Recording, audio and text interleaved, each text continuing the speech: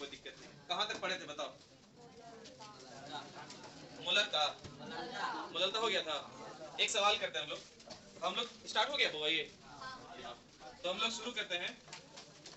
मुललता को हमने पढ़ रखा है, इसका एक दो सवाल कर लेते हैं, है कि नहीं? सवाल किए पहले से? एक और कर लेते हैं। लिखो लिखो बुआ। 900 ग्राम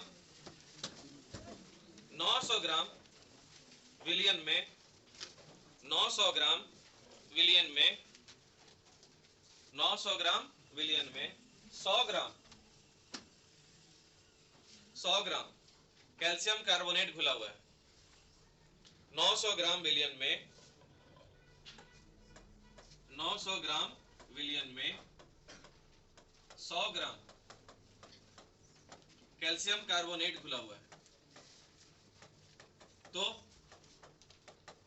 इसकी मोललता ज्ञात करें। तो इसकी मोललता ज्ञात करें। कीजिए तो ज्ञात। एक सिंपल सा एक ये सवाल है। देखो इसका हमको निकालना क्या है? मोललता ना जी, मोललता निकालना है। मोललता का फॉर्मूला क्या होता है? विलेय के मोलों की संख्या अपटे विलायक का द्रव्यमान किसमें? केजी में। ए डोंट टॉक। हमको पहले निकालना है विलेय का मोल। इधर निकाल लेते हैं मोल। तो विलेय हमारा कौन है? CaCO3। ये ना विलेय, इसी का नाम कैल्शियम कार्बोनेट है। कितना इसका भार है? 100 ग्राम। हम लोग इसका अनुभार जानते हैं। अनुभार भी कितना होता है? 100 होता है। मोल क्या होता है? भार बटे अनुभार। तो 100 बटे कितना? 100। क्या बार में कटेगा? एक बार में। कितना मोल आ गया? 1 मोल। लेकिन हमको अब इसमें एक और चीज का जरूरत है। क्या लिखा हुआ है नीचे? विलायक का द्रव्यमान केजी में। ये किसका द्रव्यमान दिया हुआ है? किसका द्रव्यमान दिया हुआ है? क्या 900 रख दें? नहीं, 900 नहीं रखेंगे, क्योंकि 900 किसका है? हमको नीचे में चाहिए किसका? कैसा आएगा विलायक का?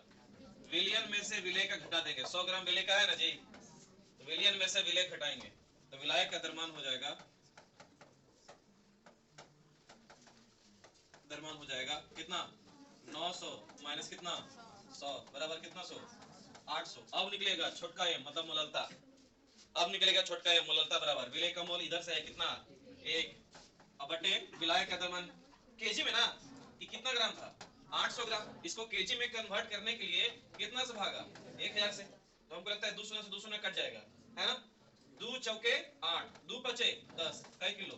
4 बटे 5 केजी। तो इसी को नीचे रख देंगे। 4 बटे कितना? 5। ये 5 को ऊपर भेज दो तो हो जाएगा 5 बटे कितना? 4। ठीक है, तो ये हो जाएगा भागा दो तो 4 से 5 से तो 1 पॉइंट कितना आएगा? 1.25 1.25 एम आंसर हो जाएगा। लिख लो, लिख लिया इसको। एक और सवाल लिखो।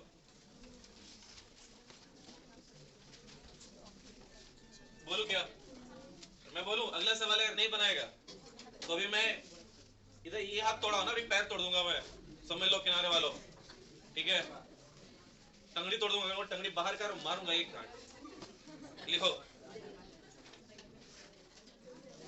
1500 ग्राम, अच्छा से कैलकुलेशन करना।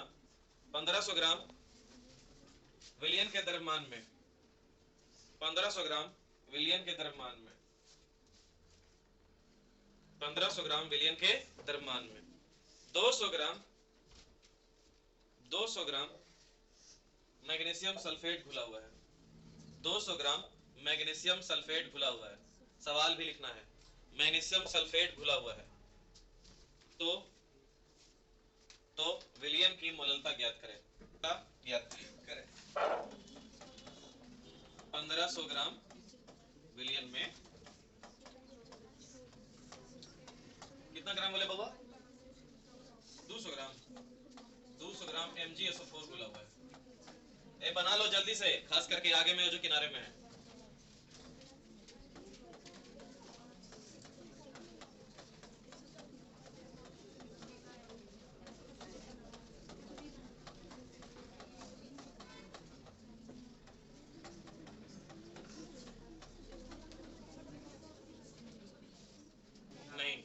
इसमें विलायक पहले निकाल लो। विलायक का द्रव्यमान कितना होगा गुरु? 1500 माइनस कितना बराबर 1300। और केजी में कितना? दूसरा दूसरा कट गया 13/10 किलो। इसमें कोई दिक्कत है तो बताओ। 1500 विलियन था, 200 ग्राम विलेय था, तो विलायक कितना होगा? 1500 माइनस 200, 1500 माइनस 200, 1500 माइनस कितना 200 बराबर कितना 1300। और लेकिन ये किस में है? ग्राम में।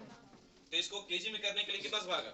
1000 से। तो ये 200 से 200 कट गया तो कितना बचा? 13/10, 13/10 के। लेकिन ये क्या निकला? विलायक का क्या द्रव्यमान। हमको मोल भी चाहिए। किसका? किसका मोल चाहिए यार? करोड़ों बार बता दिया फिर भी मुंह से आवाज नहीं निकलता। किसका मोल चाहिए? विलेय का मोल। मोल बराबर होगा भार बटे अनुभार। भार कितना है यहाँ पे? 200। अनुभार MgSO4 का अनुभार याद कर लेना यार, 120 होता है। सुना सुना कट गया। अगर 4 से कर दूं तो 4×5 20, चक दिया कितना? 5/3 मोल। तो निकाल लो छोटका m बराबर विलेय का मोल 5/3 और कितना 13/10, 10×5 50 और 13 दिया 39। कितना आया? 1.26। जो भी है कर लेना।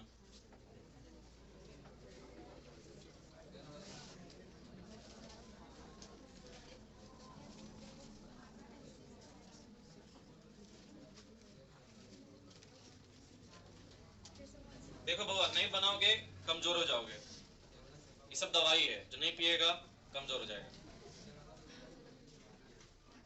ठीक बानू ना? अरे ठीक बानू कि नहीं? ठीक बानी। लिखो, नेक्स्ट हेडिंग देते हैं नॉर्मलता। हेडिंग दो नॉर्मलता। क्वेश्चन नहीं लिखना, हेडिंग देना नॉर्मलता।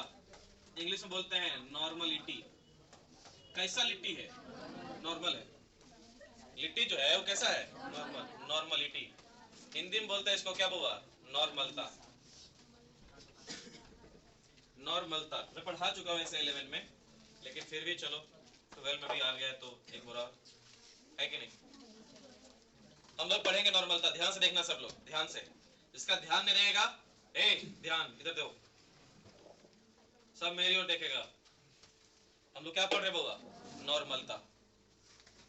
जैसे विलियन की सांद्रता को निर्धारित करने वाला 10 कारक बताया था, जिसमें पहला था W/W, दूसरा था W/V, तीसरा था V/V, चौथा था V/W, पांचवा था मोलरता, छठा था मोलरता। हम लोग 7वां पढ़ रहे हैं क्या?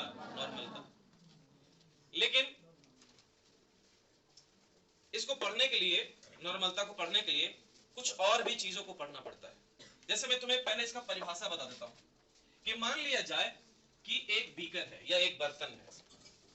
एक बर्तन है, बर्तन में हम ले लेते हैं विलियन। कोई विलियन ले लेते हैं बर्तन में। क्या लेते होगा? कोई विलियन। और ये जो विलियन लेंगे, इस विलियन का आयतन मान लेंगे 1 लीटर। कितना लीटर? 1 लीटर। एक बर्तन लिए, एक बर्तन में विलियन लिए और विलियन का आयतन मान लिए कै लीटर? 1 लीटर। अगर इस विलियन में दो चीज है, एक विलायक है और एक क्या है? विलेय। दो ही चीज तो होता है, यही दोनों को मिला के क्या बनता है? विलियन। विलियन बनता है दो चीजों से मिला के, विलायक और विलेय। अगर हमारा शरबत है तो दो चीज से मिलकर बना है, पानी से और चीनी से। पानी हमारा विलायक है और चीनी हमारा क्या है? विलेय। जो कम मात्रा में रहता है वो विलेय, ज्यादा मात्रा में रहता है वो विलायक। पानी ज्यादा मात्रा में है, विलायक है। चीनी कम मात्रा में, वो क्या है? विलेय।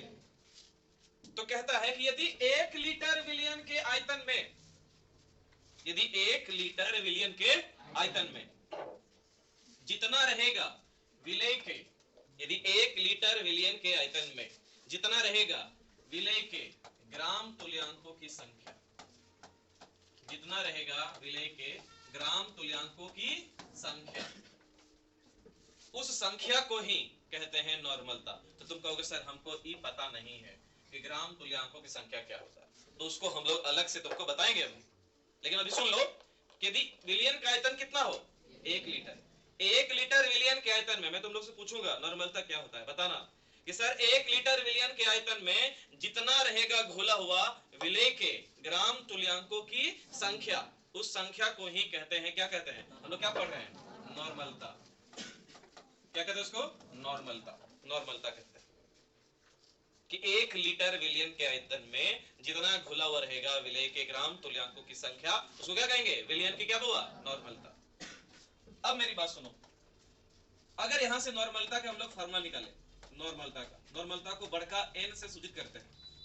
नॉर्मलता बराबर हो जाएगा ऊपर में विलेय के ग्राम तुल्यांकों की संख्या, विलेय के ग्राम तुल्यांकों की संख्या, और बटे क्या, विलयन का आयतन, लेकिन किसमें, लीटर। विलयन का आयतन किसमें, लीटर। अच्छा एक बात बता बउआ, अगर तुमसे कोई सवाल पूछे कि अच्छा आप बताइए क्या नॉर्मलता तापमान पर निर्भर करेगा कि नहीं करेगा, करेगा सर, क्यों, क्योंकि इसमें क्या है, आयतन।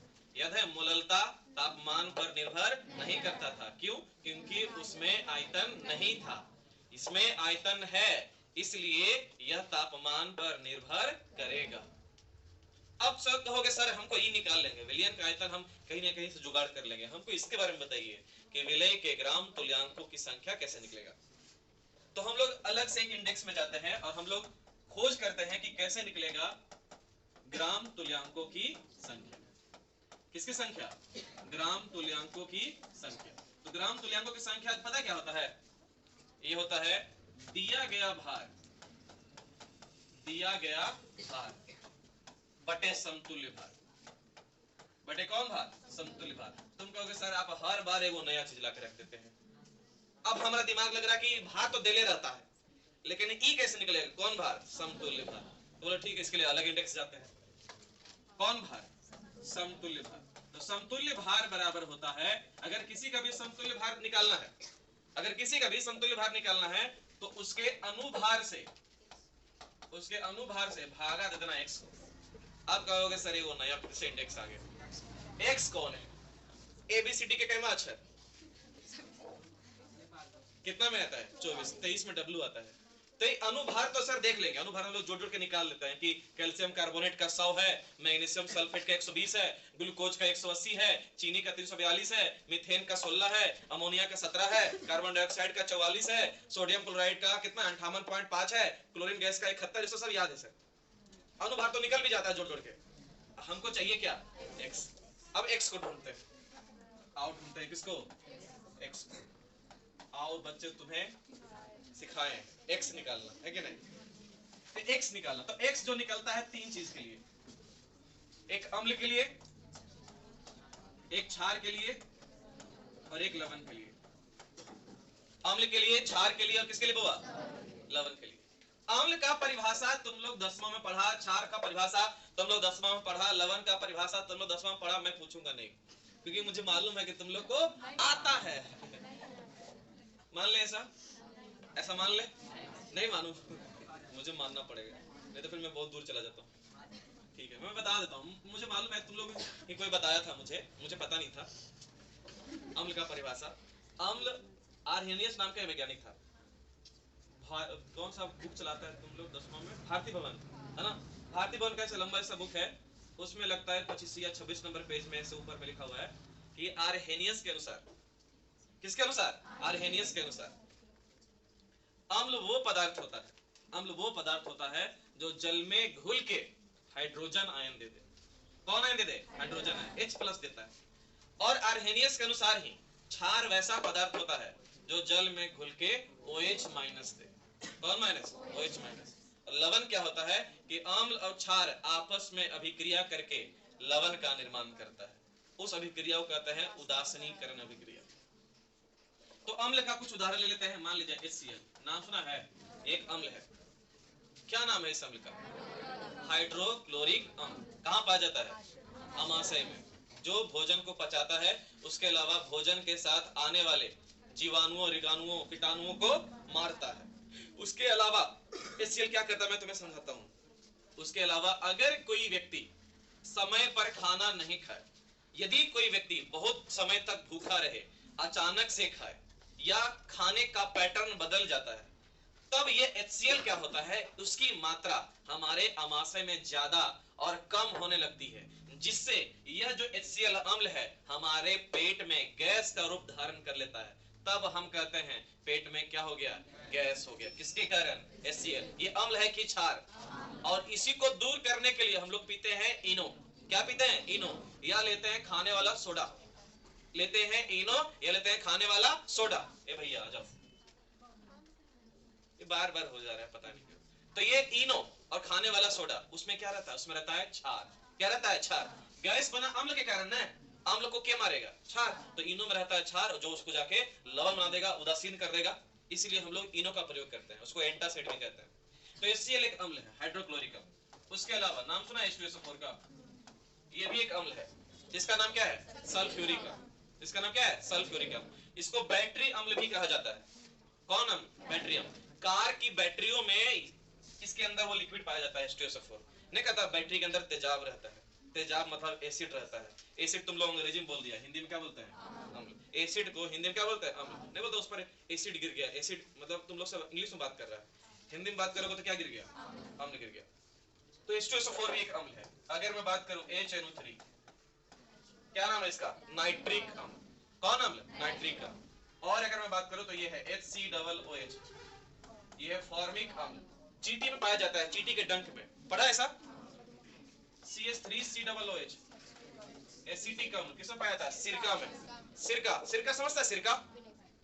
विनेगर समझता है, सिरका विनेगर। चाउमीन खाया कभी, चाउमीन, चाउमीन के ठेला पे गया, ठेला पे तो उन लोग चाउमीन में डालता है सिरका, विनेगर। क्या होता है ना, सेब का रस देगा, सेब का रस। सेब के रस को अगर हमारे घर, हम लोग लेते हैं सेब, लेते हैं सेब, सेब को अगर घर में लेकर उसको पीस दिए, चूर कर दिए और उसको निचोड़ दिए, तो उसका जो रस आता है, उसका जो रस निकलता है, उसको देखो। और एक बार एपिक फिज देखा है, एपिक फिज, उसका रस देखो, वो भी किसका रस है, सेब का। हम लोग घर में अगर ऐसे करके निचोड़ के निकालेंगे रस, और एपिक फिज में जो है सेब का रस, दोनों एक जैसा रहेगा कि अलग अलग, ऐसा क्यों, वो भी तो सेब का रस, ये भी सेब का रस। तो सुनो मेरी बात, क्या होता है, वो जो बनता है ना, उसको बनाया जाता है। इसको हमने बनाया नहीं, सिर्फ इसको निचोड़ा है। तो बनता कैसे है सर, उसको बनाने में एक प्रक्रिया भाग लेता है, उस प्रक्रिया को कहते हैं किण्वन। क्या कहते हैं, किण्वन। इंग्लिश में बोलते हैं फर्मेंटेशन, इंग्लिश में बोलते हैं फर्मेंटेशन, हिंदी में क्या बोलते हैं, किण्वन। तुम बोलोगे सर किण्वन क्या होता है, किण्वन वह प्रक्रिया है जिसमें सूक्ष्म जीवों की सहायता से, जीवाणुओं की सहायता से जटिल कार्बनिक पदार्थ को सरल कार्बनिक पदार्थ में तोड़ दिया जाता है। कहने का मतलब सेब का रस है ना, उसके अंदर डालते हैं जीवाणु, बैक्टीरियाज, जो क्या करता है, सेब के बड़े बड़े पदार्थ को, सेब के जटिल कार्बनिक पदार्थ को तोड़ देता है सरल कार्बनिक पदार्थ में, कि जो गुच्छा गुच्छा रहेगा उसको पतला पतला कर देगा, और ज्यादा जीवाणु डाल दोगे तो और पतला कर देगा। उसी से बनता है वो एपिफेज, और उसी से बनता है सिरका। जीवाणु का प्रयोग उसमें होगा तब। जैसे दही बनता है बिना जीवाणु से, कैसे ही, जीवाणु से, लैक्टोबैसिलस जीवाणु की सहायता से दही बनता है। तुम नाम सुना है जलेबी, खाया जलेबी, उसको भी थोड़ा देर तक छोड़ देता है, मैदा वैदा डाल के, कुछ डाल के नहीं तो उसमें, और क्या क्या कुछ डालता होगा जो बनाता है जलेबी, उससे पूछ लेना, कुछ एक रात तक छोड़ देता है।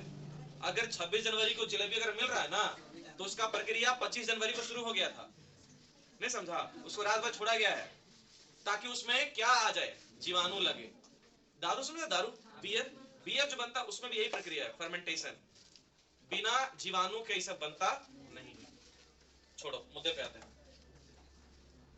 तो अब देखो, अगर अम्ल रहेगा, अगर अम्ल रहेगा तो जितना H प्लस, ए बउआ रे इधर देखो ना मेरी ओर, अगर अम्ल रहेगा तो जितना रहेगा H प्लस उतने रहेगा X, जितना रहेगा H प्लस, जितना जल में दे देगा H प्लस, जितना जल में घुल जाएगा H प्लस उतने होगा X।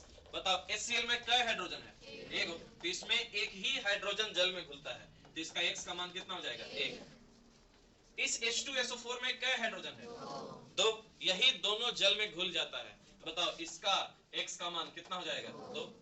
HNO3 में कई हाइड्रोजन है, एक, यही जल में घुल जाता है, तो इसका X का मान कितना हो गया, एक। HCOOH में कई हाइड्रोजन है, लेकिन जल में घुलता है एक ही को, इसलिए इसके अंदर X का मान कितना हो जाएगा, एक। इसमें कितना हाइड्रोजन है? 4, लेकिन इसका भी एक ही हाइड्रोजन जल में घुलता है, इसलिए इसका भी x का मान कितना हो जाएगा? 1। जैसे एक मैं नाम लिखता हूं H3PO4, इसमें कितना हाइड्रोजन है, लेकिन जल में घुलता है सिर्फ 2, इसलिए इसका भी x का मान हो जाएगा 2। जल में कितना घुलता है उसके आधार पे x। ये तो हो गया अम्ल के लिए। क्षार का देखते हैं, किसका देखते हैं? क्षार का। क्षार पता कैसे चलेगा क्षार है? जिसमें OH लगा रहे। इसमें क्या लगा रहे? OH। जैसे नाम सुना है NaOH, बताओ इसमें क्या OH है? 1, तो इसका x का मान 1। बताओ KOH, अच्छा इसका नाम क्या है जी NaOH का? कास्टिक सोडा या सोडियम हाइड्रोक्साइड, इसका x का मान कितना? 1। इसका KOH नाम है, KOH पोटेशियम हाइड्रोक्साइड, या कहते हैं इसको कास्टिक पोटास, इसमें भी क्या OH है? 1, तो x का मान 1। नाम सुना है MgOH का हॉल्टवाइस, मिल्क ऑफ मैग्नीशिया, इसमें क्या OH है? 2। दिख रहा सबको क्या OH है? तो x का मान कितना हो जाएगा? 2। अगर मैं ऐसा लिख दूं AlOH3, बताओ इसके लिए x का मान कितना हो जाएगा? 3। समझ रहे हो? तो अम्ल क्षार में हम लोग पकड़ लेंगे कि जितना OH रहेगा उतना रहेगा क्या? x। और अम्ल में जितना हाइड्रोजन रहेगा उतना रहेगा x। क्या हमेशा ही जरूरी है? नहीं, कई गो जल में घुल रहा है उस पे। तो हो गया अम्ल क्षार का।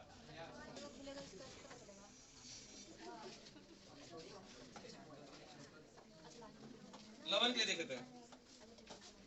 देखो ये हुआ एक लवण देखते हैं, इसमें है NaCl, एक लवण। NaCl क्या है? एक लवण। इसका नाम क्या है? एक और नाम क्या है? नमक, साधारण नमक। साधारण नमक है, इसको टेबल सॉल्ट कहते हैं। टेबल सॉल्ट, टेबल पर जो नमक रहता है उसको कहते हैं कौन सॉल्ट? अरे जो आदमी खाना खाता है कहाँ पे? टेबल पे, तो उस पे जो सॉल्ट रखते हैं उसको कहते हैं टेबल सॉल्ट। यही है, यही चीज रहेगा। अच्छा बताओ, तुमसे कोई पूछेगा कि सर इसमें x कितना होगा, तो देखो इसमें क्या करना, सोडियम को पहचानना कौन ग्रुप का आदमी है। देखो ना, सोडियम को निकालना, कोई एक सोडियम को निकालना, क्लोरीन को निकाल लो, जितना उसका संयोजकता होगा उतना होगा x। सोडियम है ना 2,8, कितना? 1। अंतिम कक्षा में 1, इसलिए इसका x का मान कितना? 1। अगर रहेगा MgCl2, बताओ कौन है? मैग्नीशियम। मैग्नीशियम का परमाणु संख्या 12, 2,8, कितना? कितना होगा x का मान? 2। नाम सुना है एल्युमिनियम का? अगर है ऐसा AlCl3, खुद से सोच लो, बताओ x का मान कितना हो जाएगा? 3। ऐसे इस तरह से लवण का निकलता है। तो अब ये हमारा x निकल जाएगा, यहां से हमारा क्या निकलेगा? x। पहले x के बारे में लिख लो, या फिर पहले परिभाषा लिखेगा। लिखो परिभाषा, लिखो किसका? नॉर्मलता का। देखो 1 लीटर विलियन के आयतन में, 1 लीटर विलियन के आयतन में, 1 लीटर विलियन के आयतन में उपस्थित, 1 लीटर विलियन के आयतन में उपस्थित विलय के, उपस्थित विलय के ग्राम तुल्यांकों की संख्या, उपस्थित विलय के ग्राम तुल्यांकों की संख्या, उपस्थित विलय के ग्राम तुल्यांकों की संख्या को, ग्राम तुल्यांकों की संख्या को नॉर्मलता कहा जाता है। ग्राम तुल्यांकों की संख्या को नॉर्मलता कहा जाता है। क्या कहते हैं वो? नॉर्मलता कहा जाता है। लिख देना फॉर्मूला, जो बोर्ड पे लिखा हुआ उसको लिख लो। नॉर्मलता बराबर विलय के ग्राम तुल्यांकों की संख्या बटे विलियन की आयतन लीटर में।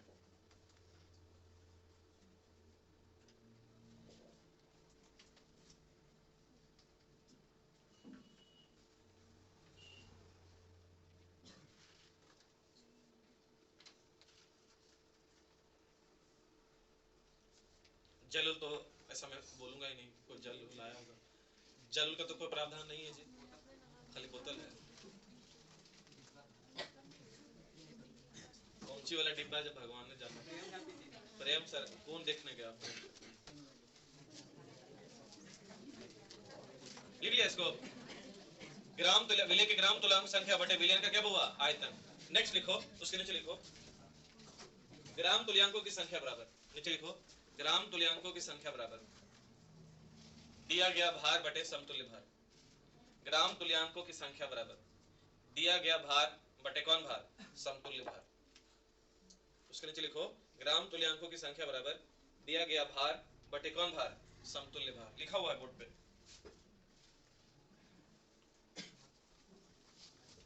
लिख लिया?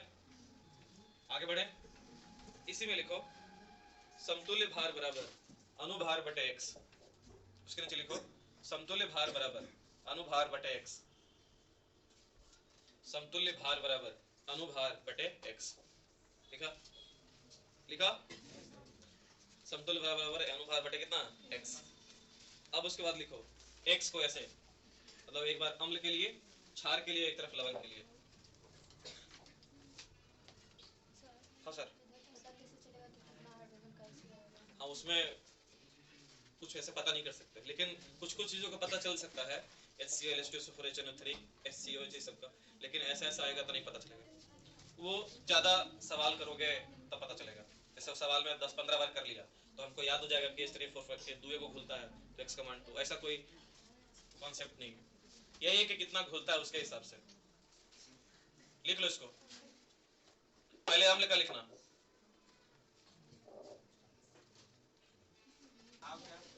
आगे बढ़े। सवाल लिखो, एक सवाल लिखो।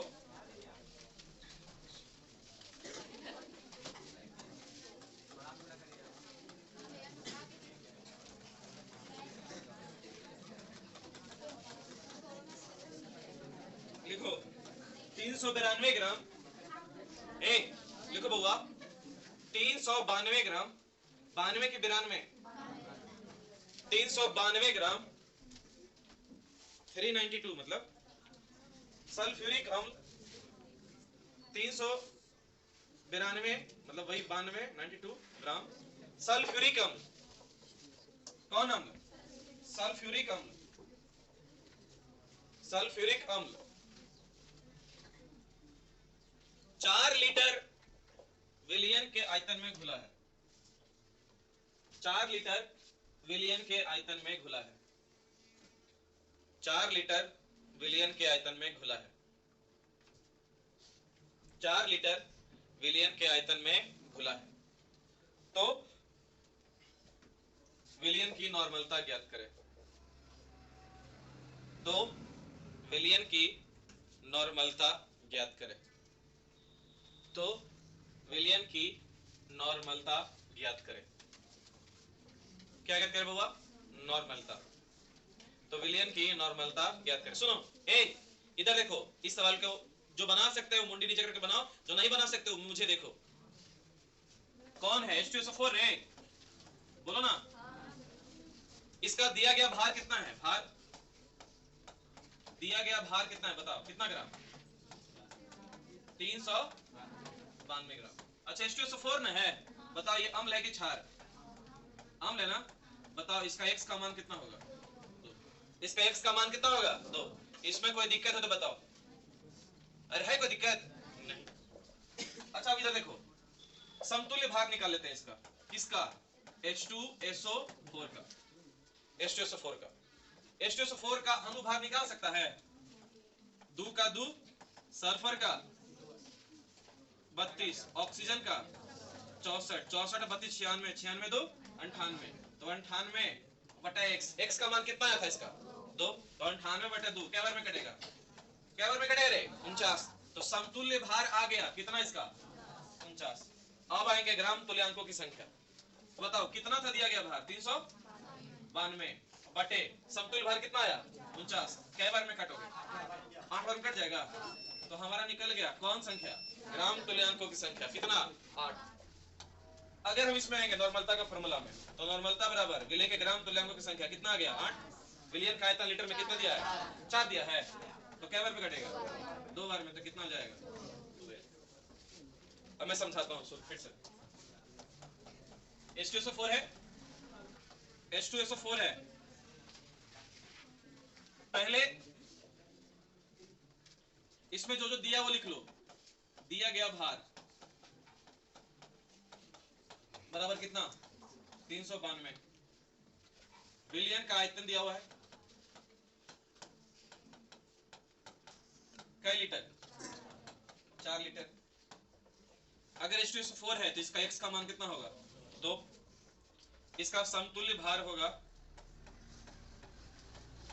समतुल्य भार का फॉर्मूला होता है अनुभार बटे कितना? X। उस हिसाब से अनुभार इसका कितना होगा? 98। 98 X का मान कितना है? 2, क्योंकि इसमें 2 हाइड्रोजन है, तो 98 बटे 2 क्या बार में कटेगा? 49 बार में। अब नॉर्मलता हमको निकालना, तो हमको ग्राम तुल्यांकों की संख्या भी चाहिए। ग्राम तुल्यांकों की संख्या क्या होता है? वो दिया गया भार बटे समतुल्य भार। तो दिया गया भार कितना है? 392 और बटे समतुल्य भार कितना है? देखो तो 49 क्या बार में कटेगा? 8 बार में। अब देखेंगे हम लोग क्या निकालेंगे? नॉर्मलता n बराबर ग्राम तुल्यांकों की संख्या कितना आया? 8 और विलयन का आयतन कितना है? 4 क्या बार में कटेगा? 2 बार में, इसलिए n बराबर कितना आ गया? तो लिख लो इसको,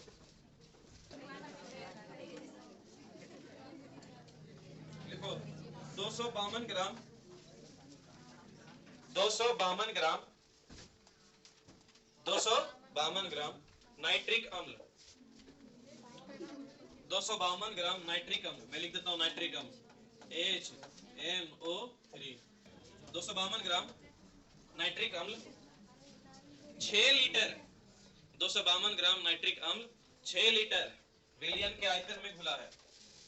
6 लीटर विलयन के आयतन में घुला है। 6 लीटर विलयन के आयतन में घुला है। तो नॉर्मलता ज्ञात करें। चलो इधर देखो, बताओ इसका x का मान कितना होगा? 1, क्योंकि एक ही हाइड्रोजन है, अम्ल भी है।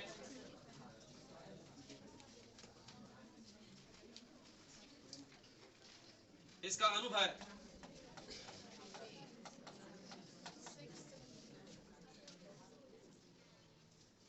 होगा 63। H1 N14 14 15 15 और 48 63। दिया गया भार कितना था? 252 ना, 52। और क्या दिया था? विलयन का आयतन। शांत रहोगे तो पढ़ाऊंगा अच्छे से।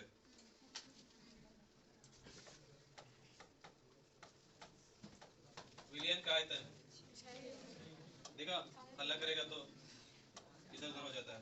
6 लीटर हमको सबसे पहले निकालना है।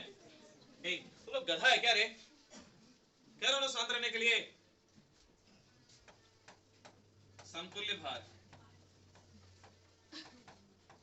समतुल्य भार बराबर होता है अनुभार बटा x। 63 बटा 1 बराबर 63। इसके बाद निकालना होता है एक और चीज, ग्राम, बोलो नहीं, ग्राम तुल्यांकों की संख्या। ग्राम तुल्यांकों की संख्या तो ये हो जाएगा भार बटे समतुल्य भार। भार कितना है? 252। समतुल्य भार कितना? 63। क्या बार में कटेगा? 4 बार। अब अगर नॉर्मलता निकालना है तो ग्राम तुल्यांकों की संख्या आ गया 4, विलयन का आयतन कितना है? 6, 2 दूनी 4 अद्वितीय 6, तो 2/3 n। ये भी एक आंसर है। अगर तुम 3 से भागा दोगे 2 को तो लगेगा नहीं, सुना देना यहाँ पे 10 3 6 18, फिर 2 0 3 6 18, फिर 2 0 3 6 18। इसका मतलब बार बार आ रहा है 0.666 ऐसे आ रहा है ना बार बार। तो ऐसे केस में क्या करना, इतना मत लिखना, 0.6 लिखना, और ये जो है ना सबसे पहला जो लेटर है उसका एक बढ़ा के लेटर लिख देना, 0.67 लिख देना n। n मतलब नॉर्मलता। लिख लो, ठीक है। लिखो अगला सवाल, अगला सवाल लिखो। लिखो 400 ग्राम, मैं बताऊंगा नहीं अगली बार। 400 ग्राम सोडियम हाइड्रोक्साइड, 400 ग्राम, मैं एक शब्द नहीं कुछ बोलूं बताऊंगा, हिंट थोड़ा सा भी नहीं दूंगा, तुम लोग खुद से बनाना है। 400 gram sodium hydroxide, 400 gram sodium hydroxide 4000 ग्राम 4000 ग्राम विलियन में घुला है, 4000 ग्राम विलियन में घुला है। विलियन कॉमा देकर लिखना, विलियन का घनत्व, विलियन का घनत्व 2 ग्राम प्रति एमएल है। विलियन का घनत्व 2 ग्राम प्रति एमएल है। तो नॉर्मलता ज्ञात करें। सवाल है ये एने वही है, कितना होता है इसका अनुभार? मैं बोल लेता हूँ, बोलने की जरूरत नहीं है। इसका अनुभार होता है 40, 23 और 16 39 और 1 40। इसका x का मान भी हो जाएगा 1, क्योंकि ये क्षार है और OH भी एक ही है। अगर इसका समतुल्य भार बराबर होता है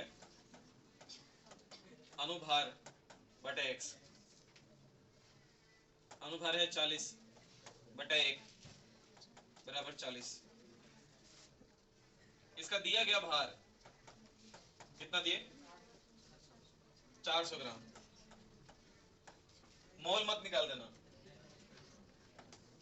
ग्राम तुल्यांकों की संख्या।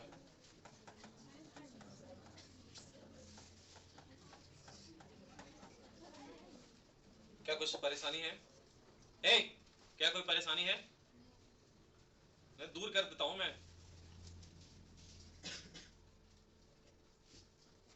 ग्राम तुल्यांकों की संख्या भार बटे समतुल्य भार, कितना बार में? 10 बार में। 40 दहे के 400। लेकिन नॉर्मलता में नीचे आता है कि इसका आयतन, विलियन का आयतन, लेकिन सवाल में दिया है हमको क्या? 4000 ग्राम विलियन का द्रव्यमान, द्रव्यमान दे दिया है, हमको चाहिए आयतन। द्रव्यमान दे दिया कितना? 4000 ग्राम, लेकिन साथ में दे दिया हमको क्या? घनत्व 2 ग्राम प्रति कितना ml। इसका निकाल लेंगे क्या? आयतन। आयतन का फॉर्मूला होता है द्रव्यमान और बटे कितना? घनत्व। तो देखो ये हो जाएगा 4000 ग्राम बटे कितना? 2 ग्राम और बटे कितना? बटे कितना? ml है ना। तो ये ग्राम से ग्राम कट गया और ये 2 से कट जाएगा 4000 के बार में 2000 बार में, और ये ml कहाँ चल जाएगा? ऊपर। तो कितना ml? 2000 ml। इस ml को लीटर में बदलो तो कितना से भागा? 1000 से भागा। कै बार में कटेगा? 2 बार में। तो कितना लीटर? 2 लीटर। कई बच्चा बोला कि सर घनत्व दिया था 2, वही 2 दे दिया होगा, आपको 2 ही चाहिए था। ये बहुत बढ़िया बात।